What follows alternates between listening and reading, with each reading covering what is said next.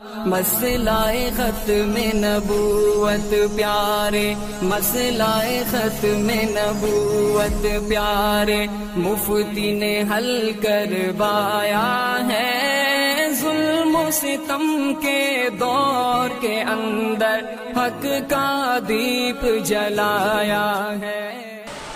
الحمد لله نحمده ونستعينه ونستغفره ونؤمن به ونتوكل عليه ونعوذ بالله من شرور أنفسنا ومن سيئات أعمالنا، من يهده الله فلا مضل له ومن يضلله فلا هادي له، ونشهد أن لا إله إلا الله وحده لا شريك له، ونشهد أن سيدنا وسندنا ومولانا محمدا عبده ورسوله، صلى الله عليه وعلى آله وأصحابه وبارك وسلم تسليما كثيرا كثيرا.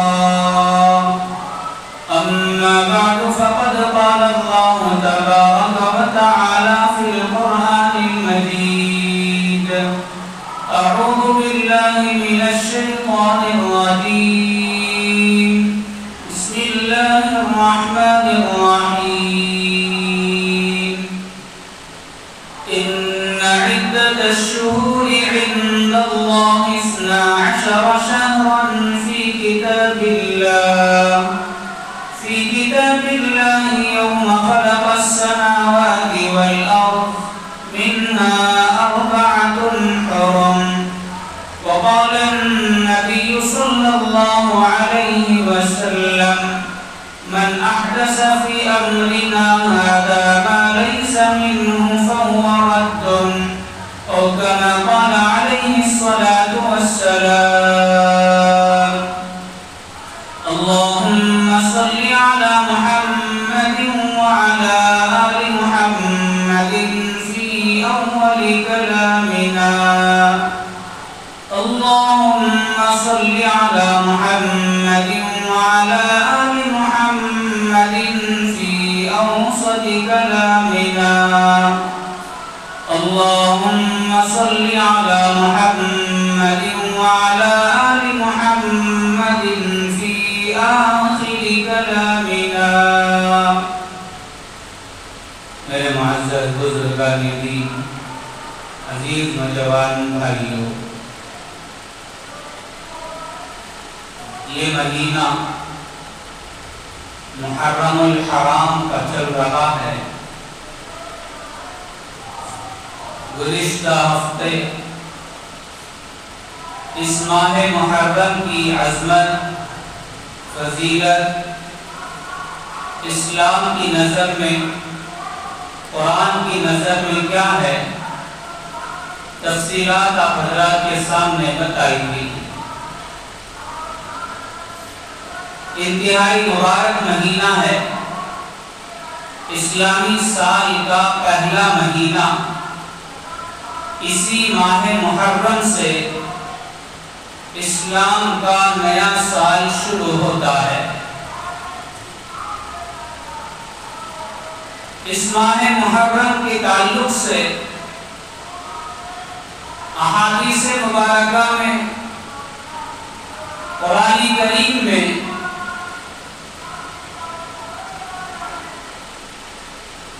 کی تفصیلات بتائی گئی ہیں۔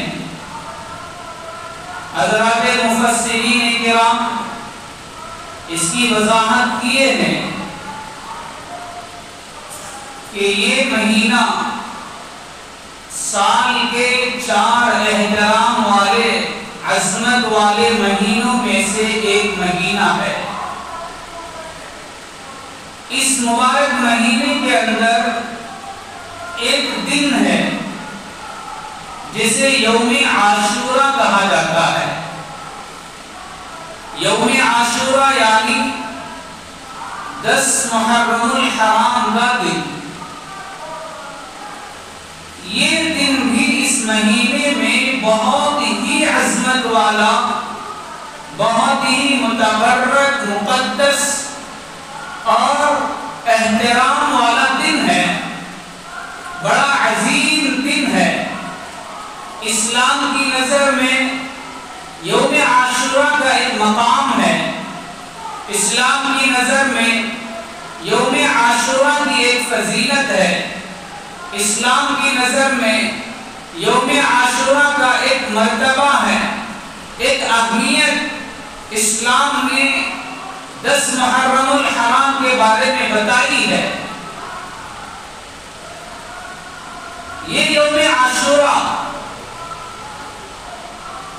جو اسلام کی نظر میں عظمت والا دن ہے، مقدس اور متبرک دن ہے، اس کی عظمت کو اور اس کی اہمیت کو صرف اسلام نے نہیں بتایا، اس کی عظمت کو صرف اسلام نے بیان نہیں کیا، بلکہ اسلام کے آنے سے پہلے یہود و نصارہ بھی اس یوم عاشورہ کا احترام کرتے تھے، اس یوم عاشورہ کی تعظیم کرتے تھے، اور اس یوم عاشورہ کو ایک اہمیت کی نظر سے دیکھتے تھے۔ زمانے جاہلیت میں بھی اسلام کے آنے سے پہلے مکے کے اندر جو لوگ بسا کرتے تھے، جو لوگ زندگی گزارا کرتے تھے، وہ کفار مکہ اور وہ قریش مکہ بھی اس محرم کی 10 تاریخ کا بڑا اہتمام کرتے اور اس کی بڑی تعظیم کرتے۔ کتابوں میں لکھا ہے کہ زمانے جاہلیت کے اندر بھی، جبکہ ان کے اندر اسلام کی کوئی تعلیمات نہیں تھی، ان کے اندر خدا اور آخرت کی کوئی فکر اور اس کی کوئی پہچان نہیں تھی، لیکن ایسے دور میں بھی لوگوں کے دلوں میں یوم عاشورہ کی اتنی اہمیت تھی، یوم عاشورہ کی اتنی اس کی تعظیم تھی کہ اس کی وجہ سے قریش مکہ سال میں ایک مرتبہ جو کعبے کا غلاف بدلا جاتا ہے، کعبے کے اوپر جو غلاف کالے رنگ کا ہمیں نظر آتا ہے، یہ سال میں ایک مرتبہ چینج کیا جاتا ہے، سال میں ایک مرتبہ بدلا جاتا ہے۔ تو قریش مکہ اس کعبے کے غلاف کو یوم عاشورہ میں بدلتے تھے۔ محرم کی 10 تاریخ کو کعبے کا غلاف بدلنے کا معمول قریش مکہ کا تھا، جیسا آج سعودی حکومت ایام حج میں کعبے کا غلاف بدلتی ہے، سال میں ایک مرتبہ آج بھی کعبے کا غلاف چینج کیا جاتا ہے، لیکن آج اور ایک لمبے عرصے سے جو کعبے کا غلاف بدلنے کا معمول ہے، جو سسٹم ہے، وہ حج کے دنوں میں ہے۔ ایام حج میں یہ کعبے کا غلاف بدلا جاتا ہے۔ کیوں؟ اس لیے کہ ہماری نظر میں ایام حج ایک مقدس دن ہے، ایام حج ایک مبارک ایام ہے، ایک برکت والے ایام ہے، لہذا اس کے پیش نظر آج کا معمول ہے کہ اس کا غلاف ایام حج میں بدلا جاتا ہے، مگر زمانے جاہلیت میں قریش مکہ جو کعبے کا غلاف بدلتے تھے، وہ محرم کی 10 تاریخ کو بدلتے تھے، یوم عاشورہ کو بدلتے تھے۔ تو اندازہ لگا لیں کہ ان لوگوں کے دلوں میں اس دن کی کتنی عظمت تھی، اس دن کی کتنی احترام ان کے دلوں میں تھا، جس کی وجہ سے وہ لوگ اتنا مبارک کام اس دن میں کیا کرتے تھے۔ بلکہ قریش مکہ اس دن میں روزہ رکھنے کا بھی اہتمام کیا کرتے تھے۔ ابھی اسلام نہیں آیا، اسلام سے پہلے کے حالات ہیں یوم عاشورہ کے بارے میں، اسلام سے پہلے کے لوگوں کا حال ہے یوم عاشورہ کے بارے میں کہ اس کی عظمت کیسے کرنی ہے، اس دن میں کیا کام کرنا ہے، کہ اسلام سے پہلے کے حالات ہیں۔ اب سوال پیدا ہوتا ہے کہ اتنے مقدس دن کو، اتنے مبارک دن کو شریعت مطہرہ نے مجھے اور آپ کو اور اسلام کے ماننے والے دنیا کے تمام مسلمانوں کو کیا کام کرنے کا حکم دیتی ہے؟ یقیناً ایک عظمت والا دن ہے، ایک مبارک دن ہے، ایک احترام والا دن ہے۔ تو ایسے احترام والے دن میں مسلمانوں کو کیا کرنا چاہیے، اس کے بارے میں قرآن کیا کہتا ہے، حدیث کیا کہتی ہے، مصطفیٰ کی زندگی کیا کہتی ہے، حضرت ابوبکر کی زندگی کیا کہتی ہے، حضرت عمر فاروق کی زندگی کیا کہتی ہے، عثمان غنی کی زندگی کیا کہتی ہے، دیگر حضرات صحابہ کی زندگی کیا کہتی ہے، ان کا عمل کیا تھا یوم عاشوراء کے دن میں، ان کا عمل کیا تھا حضرات صحابہ کا، حضرات تابعین کا، حضرات تبع تابعین کا، حضرات اولیاء کا، حضرات فقہاء کا، حضرات محدثین کا، حضرات مفسرین کا۔ جب ان کی زندگی میں محرم الحرام کی 10 تاریخ آتی تھی تو اس دن میں وہ کیا عمل کرتے تھے اور شریعت نے ہم کو کیا عمل کرنے کے لیے حکم دیا ہے، اس کو جاننا بہت ضروری ہے، ورنہ ہماری زندگی میں بھی یہ یوم عاشوراء آئے گا، اسی ہفتے میں آنے والا ہے۔ تو مجھے اور آپ کو کیا کرنا چاہیے؟ جب تک شریعت کی رہبری ہمیں نہیں ملتی، جب تک قرآن کی تعلیم ہمیں نہیں ملتی، جب تک حدیث کی تعلیم ہمیں نہیں ملتی، جب تک مصطفیٰ کا عمل ہمیں نہیں ملتا، جب تک صحابہ کا عمل ہمیں نہیں ملتا، جب تک مفسرین کا عمل ہمیں نہیں ملتا، جب تک محدثین کا عمل ہمیں نہیں ملتا، جب تک اولیاء کا عمل ہمیں نہیں ملتا، تب تک امت گمراہی کا شکار ہوتی رہے گی، منمانی کا شکار ہوتی رہے گی، خواہشات کے پیچھے پڑ کر کے اس مبارک دن کو گزارنے کا اہتمام کرنے میں لگ جائے گی۔ اس لیے سب سے پہلے ہم کو یہ جان لینا چاہیے یہ آنے والے یوم عاشوراء میں، یہ آنے والے 10 محرم الحرام کو مصطفیٰ کا عمل کیا تھا۔ ہم مصطفیٰ کے غلام ہیں نا، ہم سرکار کے غلام ہیں نا، ہم آمینہ کے لال کے غلام ہیں نا، ہم ان کے امتی ہیں نا۔ اب تو وہی کریں گے جو مصطفیٰ نے کر کے بتایا، ہم تو وہی کریں گے جو آمینہ کے لال نے کر کے بتایا، ہم تو وہی کریں گے جو اللہ کے حبیب نے کر کے بتایا، ہم تو وہی کریں گے جو سرکار دو عالم صلی اللہ علیہ وسلم نے کر کے دنیا سے پردہ فرما گئے۔ ہمیں تو وہ عمل چاہیے، ورنہ دنیا کے اندر آج ہو رہا ہے، بہت کچھ ہو رہا ہے، تفصیلات آئندہ آنے والی ہے، لیکن سب سے پہلے مصطفیٰ کا عمل ہمیں بتانا ہے، مصطفیٰ کا عمل ہم کو معلوم کرنا ہے کہ محرم کی 10 تاریخ کو اسلام نے کیا بتایا، مصطفیٰ نے کیا کر کے دنیا سے چلے گئے۔ بخاری شریف کی حدیث ہے، بخاری شریف وہ کتاب ہے حدیث کی کہ ساری دنیا کے اندر سارے امت مسلمہ کا، سارے مسلمانوں کا، چاہے وہ کسی بھی فرقے کا رہنے والا کیوں نہ ہو، چاہے وہ کسی بھی مدرسے میں پڑھنے والا عالم کیوں نہ ہو، چاہے وہ کسی بھی مدرسے میں پڑھانے والا مولانا کیوں نہ ہو، مفسر کیوں نہ ہو، محدث کیوں نہ ہو، لیکن ساری امت مسلمہ کا یہ اتفاق ہے، ساری امت مسلمہ اس بات پر جمی ہوئی ہے کہ اس پوری دنیا کے اندر اسلام میں قرآن کریم کے بعد، اللہ کی کتاب کے بعد اگر کسی کتاب کا درجہ ہے، اگر کسی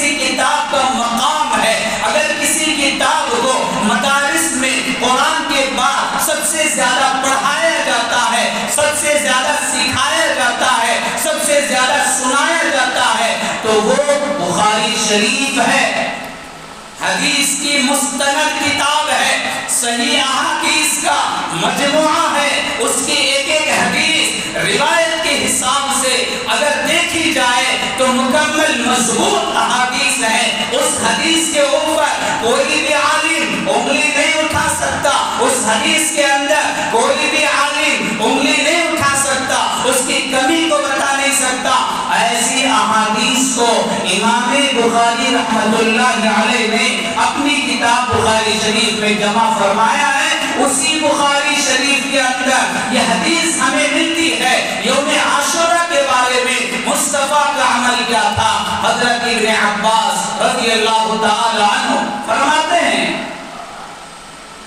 میں نے اللہ کے نبی صلی اللہ علیہ وسلم کو رمضان کے فرض روزوں کے بعد سال بھر میں جتنے نفل روزے ہیں، یوم عرفہ کا روزہ، شعبان کی 15ویں تاریخ کا روزہ، اس کے علاوہ کوئی اور نفل روزے ہیں، تو رمضان کے فرض روزوں کے علاوہ جتنے نفل روزے ہیں، ان نفل روزوں میں سب سے زیادہ اہتمام اللہ کے نبی صلی اللہ علیہ وسلم جس روزے کے رکھنے کا کرتے تھے وہ یوم عاشورہ کا روزہ تھا، وہ 10 محرم الحرام کا روزہ تھا۔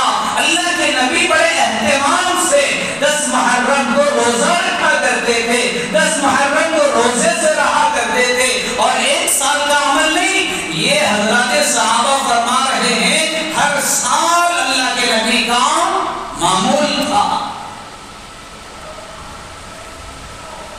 تو معلوم ہوا یوم عاشورہ میں کرنے کا کام روزہ رکھنا ہے، عبادت ہے۔ اللہ کے نبی صلی اللہ علیہ وسلم، بخاری شریف کی یہ دوسری حدیث ہے،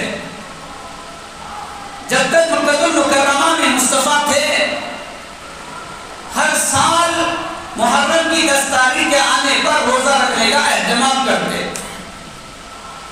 جب اللہ کے نبی صلی اللہ علیہ وسلم کو ہجرت کا حکم ہوا، مکے سے نکل کر مدینہ جانے کا حکم ملا، تو اس اللہ کے رسول صلی اللہ علیہ وسلم ہجرت کر کے جب مدینہ گئے، مدینے میں جانے کے بعد اللہ کے نبی کو پتا چلا کہ مدینے کے اندر جو یہود و نصارہ رہتے ہیں، مسلمان نہیں، اسلام کو ماننے والے نہیں، قرآن کو ماننے والے نہیں، حضور کو نبی ماننے والے نہیں، آخرت کو ماننے والے نہیں، اسلام کے ماننے والوں کے علاوہ یہود و نصارہ کی بات کر رہا ہوں، یہود و نصارہ کے بارے میں اللہ کے نبی صلی اللہ علیہ وسلم کو یہ پتا چلا کہ یہود و نصارہ بھی محرم کی 10 تاریخ کو روزہ رکھتے ہیں۔ اللہ کے نبی صلی اللہ علیہ وسلم حیران ہو گئے کہ آخر ان لوگوں کی روزہ رکھنے کی وجہ کیا ہے، معلوم کرنا چاہیے۔ چنانچہ اللہ کے نبی صلی اللہ علیہ وسلم نے اور جا کر کے یہود و نصارہ کے لوگوں سے ملاقات کی اور ملاقات کر کے پوچھا کہ آخر آپ لوگ 10 محرم کو جو روزہ رکھنے کا اہتمام کرتے ہیں اس کی وجہ کیا ہے، کیوں آپ روزہ رکھتے ہیں اس دن میں؟ تو ان یہودیوں نے بتایا کہ ہماری نظروں میں تو یہ دن بہت ہی عظمت والا دن ہے، بہت ہی نیک دن ہے۔ کیوں؟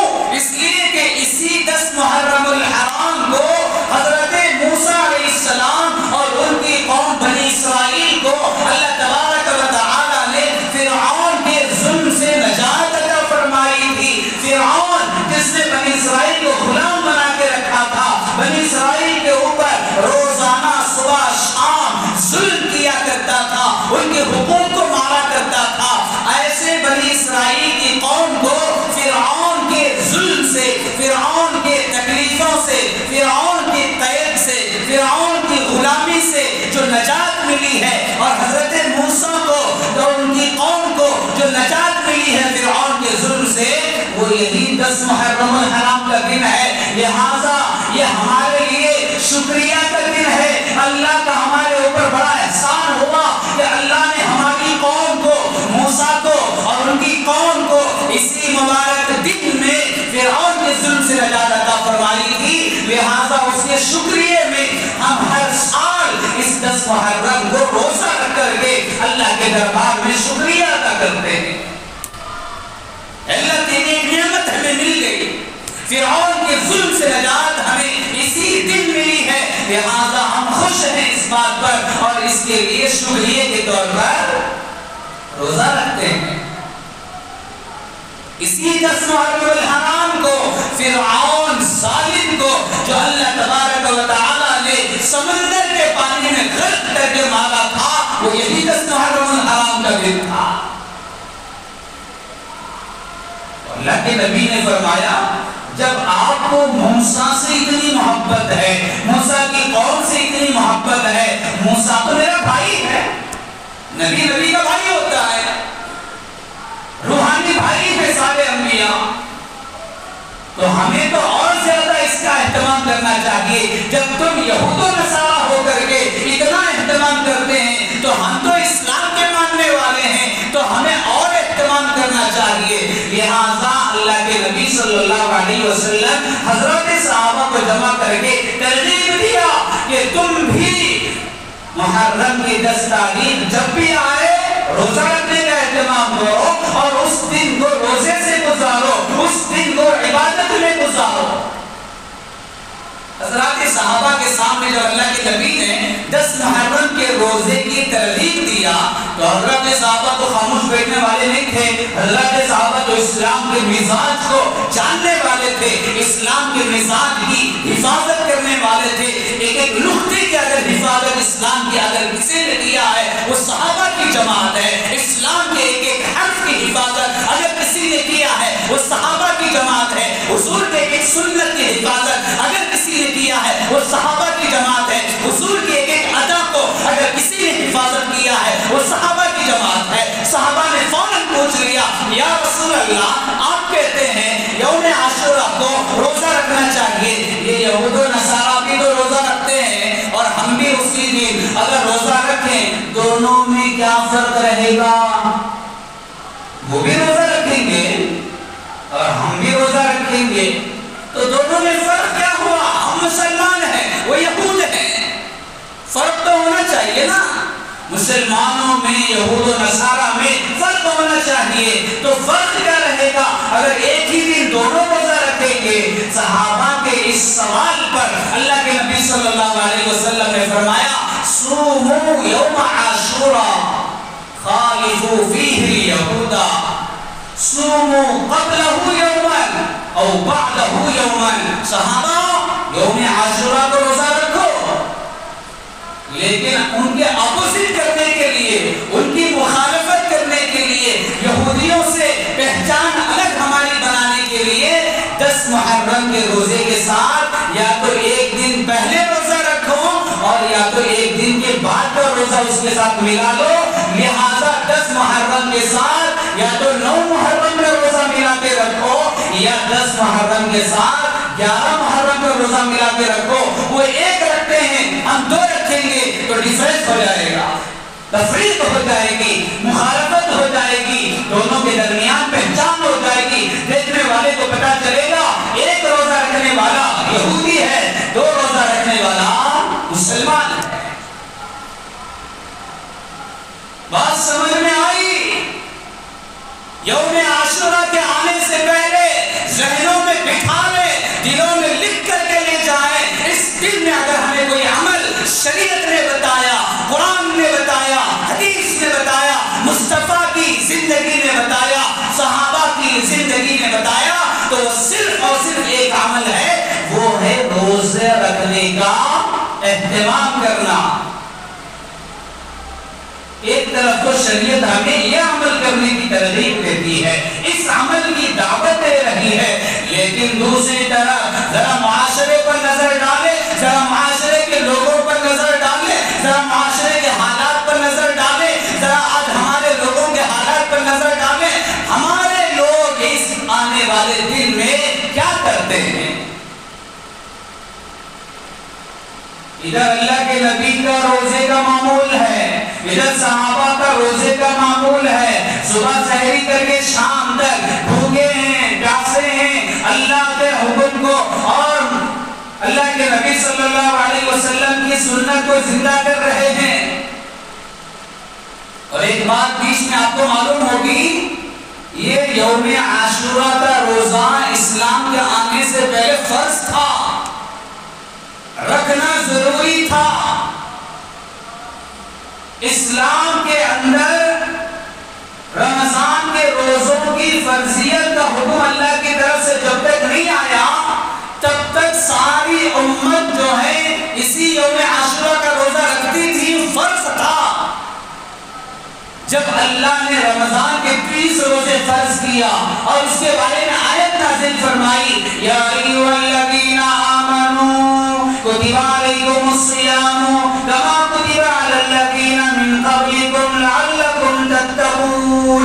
جب یہ آیت نازل فرما کر اللہ پاک نے امت کے اوپر رمضان کے 30 روزوں کو فرض کیا، تب اللہ کے نبی نے صحابہ سے فرمایا اب وہ 10 محرم کا روزہ فرض نہیں ہے بلکہ رمضان کے 30 روزے فرض ہیں. وہ 10 محرم کا روزہ اب نفل ہو گیا.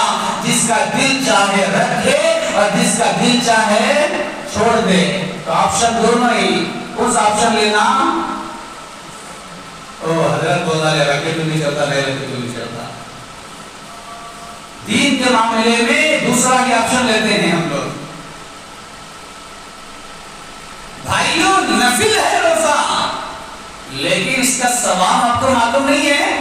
اس کی فضیلت اللہ کے نبی نے کیا بتائی آپ کو معلوم نہیں ہے. اللہ کے نبی صلی اللہ علیہ وسلم نے فرمایا میں یہ امید کرتا ہوں اللہ سے کہ جو بھی 10 محرم کا ایک روزہ رکھے گا اللہ تبارک و تعالی اس کے ایک روزے کی برکت سے اس کے پچھلے 1 سال کے سارے صغیرہ گناہ کو معاف فرما دے گا.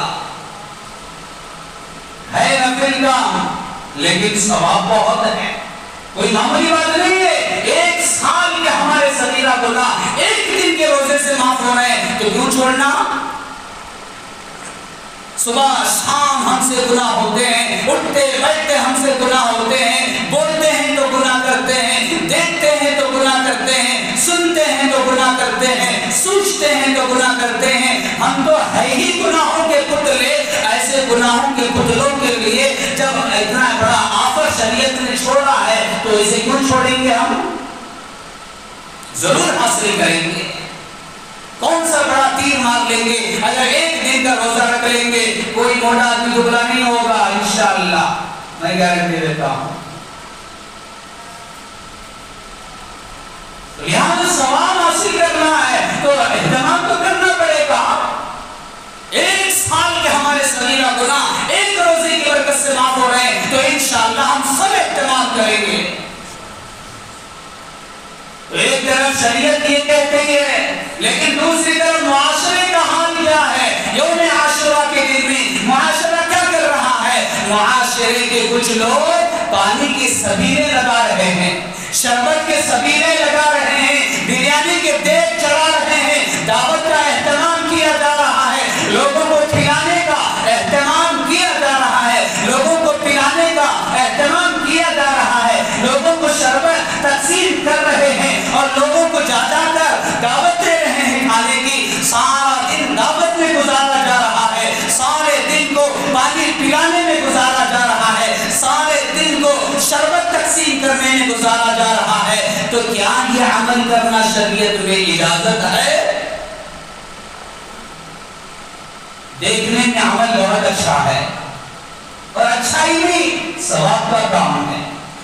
شریعت نے خود حکم دیا ہے غریب کو کھانا کھلاؤ، بھوکے کو کھانا کھلاؤ، پیاسے کو پانی پلاؤ. ایک صحابی آئے اللہ کے نبی صلی اللہ علیہ وسلم کی خدمت میں پوچھا ایّ الاسلام افضل، اللہ کے رسول سب سے افضل اسلام کون سا ہے؟ یعنی اسلام کا سب سے افضل عمل کون سا ہے؟ بہت سارے اعمال ہیں نا، اس میں کون سا عمل کروں میں؟ اللہ کے نبی صلی اللہ علیہ وسلم نے فرمایا کھانا کھلاؤ، سلام کو عام کرو. تو خود اللہ کے نبی نے فرمایا ہے کھانا کھلانا ثواب کا کام ہے، پانی پلانا ثواب کا کام ہے اور شربت پلانا ثواب کا کام ہے، ضرورتیں لوگوں کی پوری کرنا ثواب کا کام ہے. لیکن 10 محرم کو ہی کرنا کس نے کہا ہے؟ اور اتنا بڑا اہتمام اس کے بارے میں دیا جا رہا ہے، بڑی بڑی دیگیں چلائی جا رہی ہے اور لوگوں کو شربت پلایا جا رہا ہے، پانی پلایا جا رہا ہے۔ سوال پیدا ہوتا ہے، اتنا بڑا پیسہ خرچ کر کے، اتنا لوگوں کو جمع کر کے جو کھلایا جا رہا ہے، جو پلایا جا رہا ہے، آخر یہ کیوں کیا جا رہا ہے؟ کوئی نہ کوئی مقصد ہوتا ہے ہر کام کے پیچھے۔ آپ کو کوئی آدمی آ کر کے دعوت دے گا، مولوی صاحب آپ کو دعوت آج دوپہر میں، تو فوراً مولوی صاحب پوچھتی کس کی دعوت، کہیں کی دعوت؟ دونوں بہت کی دعوت دینے والے، ولیمے کی دعوت، میرے بیٹے کی شادی ہوئی، گھر اوپننگ کی دعوت، دکان اوپننگ کی دعوت، دعوت آنگی کی لمبی فہرست ہے، وہ گنانے نہیں ہوتا۔ کوئی نہ کوئی مقصد ہے، دعوت رکھی جا رہی ہے، کھانا کھلانے کا اہتمام کیا جا رہا ہے۔ تو لوگ جو اس 10 محرم کو سارے معاشرے کی بات کر رہا ہوں، کسی ایک گاؤں کو نشان بنا کر بات نہیں ہو رہی ہے، سارے معاشرے کے اندر آپ قریوں میں جا کر کے دیکھیں، بستیوں میں جا کر کے دیکھیں، علاقے علاقے گھوم کر کے دیکھیں، اس آنے والے 10 محرم میں کیا کیا نہیں کیا جا رہا ہے۔ اس میں سے ایک کام بڑے اہتمام سے جو ہوتا ہے وہ دعوتوں کا اہتمام ہوتا ہے، شربت پلانے کا اہتمام ہوتا ہے، پانی پلانے کا اہتمام ہوتا ہے۔ سوال پیدا ہوتا ہے، یہ سب کچھ کیوں کیا جا رہا ہے؟ اس کے پیچھے کیا نیت ہے؟ اس کے پیچھے کیا عقیدہ ہے؟ کرنے والے کیا عقیدے سے یہ کام کر رہے ہیں؟ پوائنٹ تو یہ ہے، ورنہ ڈائریکٹ اگر ہم کہتے ہیں بھئی یہ سب کام کرنا غلط ہے، فوراً فتویٰ لگ جائے گا، مولوی صاحب کو جاگ نہیں معلوم، کھانا کھلا نہیں کھا تو گناہ کر رہے آپ، شربت پلا رہے کوئی گناہ کر رہے، زہر تو نہیں پلا رہے کسی کو، شربت ہی تو پلا رہے، پانی ہی تو پلا رہے۔ ارے پانی پلانا بھی گناہ کا بھائی، ہمیں کیا کرے تو بھی ٹوپلے کو روٹلے کو رکھینا تو غلط، اگر کہتے کہہ رہے تو فتویٰ لگ جائے گا، مولوی صاحب کو کچھ نہیں معلوم۔ بھائیوں جو منع کیا جا رہا ہے وہ آپ کے کام کو دیکھ کر کے منع نہیں کیا جا رہا، اسلام کے اندر آپ کے کام کے پیچھے ایک ریزن ہے، آپ کے کام کے پیچھے ایک عقیدہ ہے، آپ کے کام کے پیچھے ایک خیال ہے، اس خیال کو دیکھا جائے گا۔ آپ کا خیال قرآن کی نظر میں صحیح ہے، حدیث کی نظر میں صحیح ہے، صحابہ کی نظر میں صحیح ہے، اسلام کے مزاج میں یہ جڑتا ہے یا نہیں جڑتا ہے، اس خیال کو دیکھ کر کے آپ کے کام کو صحیح یا غلط کا فیصلہ لیا جائے گا۔ جو اتنا بڑا کام یہ ہوتا ہے 10 محرم میں، اس کے پیچھے 2 عقیدے بتاتا ہوں۔ ایک عقیدہ یہ سب کچھ کرنے والوں کا یہ ہوتا ہے کہ جو بھی کربلا کے میدان میں شہید ہو گئے، نواسہ رسول حضرت حسین رضی اللہ تعالی عنہ سے لے کر کے جتنے بھی ان کے اہل بیت ہیں یا دیگر صحابہ جو بھی کربلا کے میدان میں شہید ہوئے، یہ سارے شہیدوں کو ہمارے شربت پلانے سے، ہمارے پانی پلانے سے، ہمارے کھانا کھلانے سے اللہ پاک یہ ساری چیزیں ان کو قبروں میں پہنچائے گا، ان کو ملیں گی یہ ساری چیزیں۔ اس لیے سے ہم پلا رہے ہیں، یہاں شربت پلائیں گے، وہ کربلا کے شہیدوں کو شربت وہاں قبر میں ملے گی، یہاں پانی پلائیں گے، اس لیے کہ وہ تو پیاسے گئے نا دنیا سے، پیاس کی حالت میں گئے نا، بھوک کی حالت میں دنیا سے گئے نا، تو اسی لیے ہم یہ کام کر رہے ہیں کہ ہمارے کھانا یہاں کھلائیں گے تو یہ کھانا ان کو قبر میں دیا جائے گا، یا شربت پلائیں گے تو ان کو شربت پلا کر ان کی پیاس بجھائی جائے گی، یہاں پانی پلائیں گے تو یہ پانی وہاں پلا کر ان کی پیاس بجھائی جائے گی۔ تو مطلب یہ ہے کہ پورا مہینہ ان کو پیسے چلے گی، 10 محرم میں ایک ہی پانی ملتا ان کو، تمہیں یہاں پلائے تو ان کو ملتا، نہیں پلا تو وہ کربلا کے شہید پیسے ہی رہ جائیں گے۔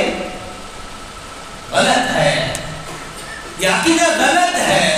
قرآن کیا کہتا ہے؟ وَلَا تَحْسَبَنَّ الَّذِينَ قُتِلُوا فِي سَبِيلِ اللَّهِ أَمْوَاتًا بَلْ أَحْيَاءٌ عِندَ رَبِّهِمْ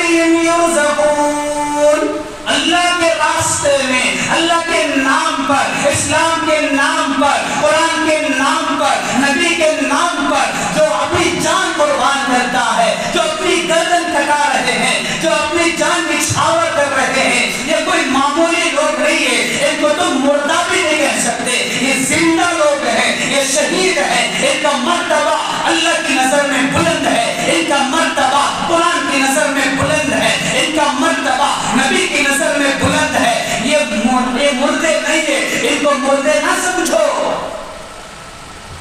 بل احیاء، بلکہ جو بھی اسلام کے نام پہ، قرآن کے نام پہ، دین کے نام پہ گردن کٹا دیتا ہے وہ اپنی قبر میں زندہ ہوتا ہے۔ آنے کیا کہتا ہے قرآن؟ عند ربهم يرزقون، ان کا رزق اللہ کے پاس ہے، روزانہ جنت کی روزی اللہ ان کو کھلا رہا ہے۔ ارے یہاں گردن کٹی، فوراً اپنی جان نچھاور کیا اسلام کی خاطر، ادھر گردن کٹی، ادھر ان کی روح نکل گئی، ادھر فوراً جنت کے فرشتے جنت کی شربت لا کے کھڑے ہو جاتے ہیں، ان کی خدمت میں پیش کر دیتے ہیں، ان کو پلایا جاتا ہے، ان کو کھلایا جاتا ہے۔ وہ زندہ ہے قبروں میں، وہ ہمارا کھانے کے محتاج نہیں ہے، وہ ہمارے پانی کے محتاج نہیں ہے، وہ ہمارے شربت کے محتاج نہیں ہے۔ انہیں جنت کا پھل مل رہا ہے، انہیں جنت کا میوہ مل رہا ہے، انہیں جنت کی شربت مل رہی ہے، انہیں جنت کی غذا مل رہی ہے، انہیں جنت کی نعمتیں مل رہی ہے۔ تو ہماری نعمت بہتر ہے کہ جنت کی نعمت بہتر ہے؟ تو اس نیت سے اگر کوئی کھلاتا ہے تو یہ نیت اور عقیدہ غلط ہے۔ دوسرا عقیدہ اس کام کے کرنے والے کے ذہن میں یہ ہوتا ہے کہ ہم یہ جو کچھ کر رہے ہیں کھلانے پلانے کا کام 10 محرم کو، یہ اس لیے کر رہے ہیں کہ ہمارے سارے کام کے کرنے سے حضرت حسین نواسہ رسول رضی اللہ عنہ کی روح خوش ہو جائے، ان کو اس کا ثواب ملے گا۔ ہم ان کی روحوں کو خوش کر دیں گے، ان کی قبروں کو ان کی قبروں کے اندر کی روحوں کو ہم یہاں کھلا پلا کر خوش کر دیں گے، تو وہ ہماری ضرورتیں پوری کریں گے، وہ ہماری مرادیں پوری کریں گے، وہ ہماری تمنائیں پوری کریں گے۔ اس نیت سے ہم یہ کھلا رہے ہیں، ہمارے کھانے سے حضرت حسین خوش ہو جائیں گے اور خوش ہو کر کے ہمارے کام بنا دیں گے۔ یہ عقیدہ بھی بہت غلط ہے۔ کام بنانا، کام بگاڑنا، نفع کا دینا، نقصان کا پہنچانا، بیماری کا دینا، شفا کا دینا، سب اللہ رب العالمین کے ہاتھ میں ہے۔ ہم دوسرے کو اس کا انچارج نہیں دے سکتے۔ تو یہاں پر عقائد کو دیکھا جائے گا، کام تو بہت اچھا ہے، لیکن سوال پیدا ہوتا ہے یہ اچھا کا محرم بھی 10 تاریخ کو ہی کیوں کرتے ہیں؟ ہزاروں کے روپے خرچ کر کے سب کو کھلایا جا رہا ہے، امیر بھی آگے کھا رہا ہے، غریب بھی آگے کھا رہا ہے، اور بھوکا بھی کھا رہا ہے، پیٹ بھرا بھی کھا رہا ہے، جو نہیں کھاتا زبردست سے ملا کے کھلایا جا رہا ہے۔ 10 محرم ہونے کے بعد سال بھر اپنے ہی پڑوس میں ایک آدمی بھوکا ہے، اسے کبھی پوچھا نہیں کہ ضرورت ہے کھانے کی؟ اپنے ہی پڑوس میں سال بھر ایک آدمی بیمار ہے، علاج کے لیے پیسے نہیں ہے، کیا ہم نے کبھی پوچھا؟ کیا ہم نے کبھی اس کی ضرورت کا خیال کیا؟ کیا ہم نے کبھی اس کا بھوک کا خیال کیا؟ کیا ہم نے کبھی اس کے کپڑوں کا خیال کیا؟ سال بھر نہیں کرتے تو اسی دن کیوں کرتے ہیں؟ تو میرے بھائیوں، یقیناً ایثار ثواب کا عمل ثابت ہے، کرنا چاہیے۔ یہ نواسہ رسول جنہوں نے اتنی بڑی قربانی کی ہے، یہ کوئی معمولی قربانی نہیں ہے، یہ 10 محرم الحرام کو دین کی خاطر، اپنے نانا کے اسلام کو بچانے کے خاطر، اپنے نانا کے لائے ہوئے دین کو بچانے کے خاطر، اپنے نانا کے لائے ہوئے کلمے کو بچانے کے خاطر، اپنے نانا کے لائے ہوئے شریعت کو بچانے کے خاطر ظالموں کے سامنے سر جھکانا تو پسند نہیں کیا، مگر سر کٹا دیا۔ اللہ حفاظت فرمائے، آج کا مسلمان اسی نواسہ رسول حضرت حسین کا نام لے کر کے ناچتا ہے، اسی حسین کا نام لے کر کے میوزک بجاتا ہے، اسی حسین کا نام لے کر کے تماشے بنائے جا رہے ہیں، اسی حسین کا نام لے کر کے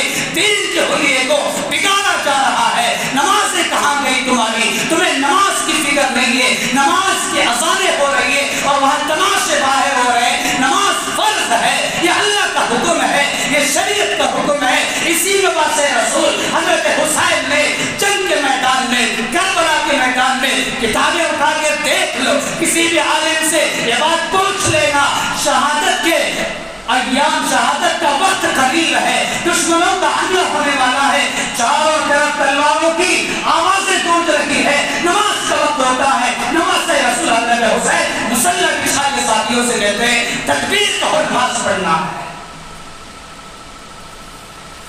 جس حسین نے اپنے نانا کے لائے ہوئے دین کے ایک ایک عمل کی حفاظت کربلا کے میدان میں کیا، اسی حسین کا نام لے کر کے آج ہم نماز چھوڑ دیں تو کیا اللہ معاف فرما دے گا؟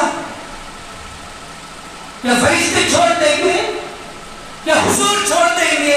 کیا حضور کو پتہ نہیں ہے میرے نواسے نے میرے دین کی خاطر کیا کیا، اور امت اسی نواسے کا نام لے کر کے کیا کر رہی ہے آج؟ کیا کیا نہیں کیا جا رہا؟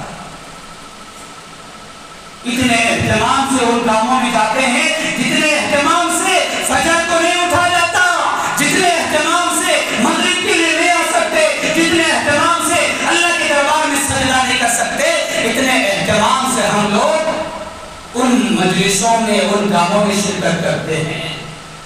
پہلے اللہ کا حکم، دین رسم و رواج کا نام نہیں ہے، معاف کرنا، دین رسم و رواج کا نام نہیں ہے، دین اللہ کے حکموں کو پورا کرنے کا نام ہے۔